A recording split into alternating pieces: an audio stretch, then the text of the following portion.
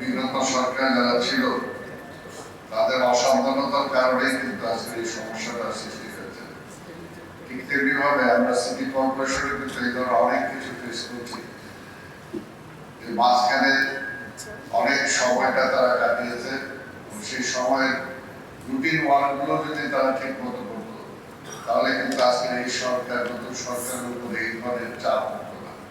কিন্তু আমি ধন্যবাদ জানাই আমাদের মাননীয় প্রধানমন্ত্রী তারেক রহমানকে, আমি ধন্যবাদ জানাই মাননীয় মন্ত্রী সর্দার সাফওয়াত হোসেনকে, যে সাহসের সাথে ওনারা যে বলিষ্ঠ ভূমিকা নিয়েছেন, ভূমিকা নেওয়ার কারণেই কিন্তু আজকে এটাকে বিরোধী দল যেভাবে চেয়েছিল এটা একটা মারাত্মক আকারে ধারণ করুক, কিন্তু তাদের সাহসী ভূমিকার কারণে কিন্তু সাথে সাথে এটাকে তারা করতে পেরেছেন এবং এটা থেকে আজকে যাতে ক্যাজুয়ালিটি না বাড়ে সেখান থেকে তারা সেটাকে রোধ করতে সক্ষম হয়েছে।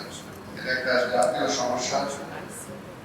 পাশাপাশি আপনারা জানেন যে আজকে এই সরকার ক্ষমতায় আসার পরে শুধু বাংলাদেশ না সারা বিশ্বের অর্থনীতি যে একটা মন্দার দিকে যাচ্ছে, তার মধ্যেও আমাদের নেতা মাননীয় প্রধানমন্ত্রী জনাব তারেক রহমান ঘনিষ্ঠতার সাথে প্রত্যেকটা পদক্ষেপ গ্রহণ করছেন।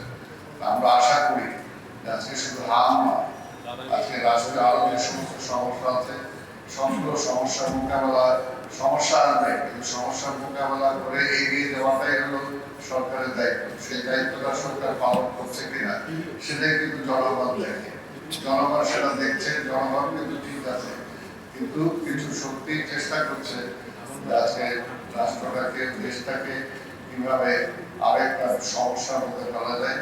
আমরা বিশ্বাস করি জনগণকে সাথে নিয়ে এই সরকার এগিয়ে যাচ্ছে। আগামীতেও যে কোনো সমস্যা আসবে আমরা সবাই মোকাবেলা করবো।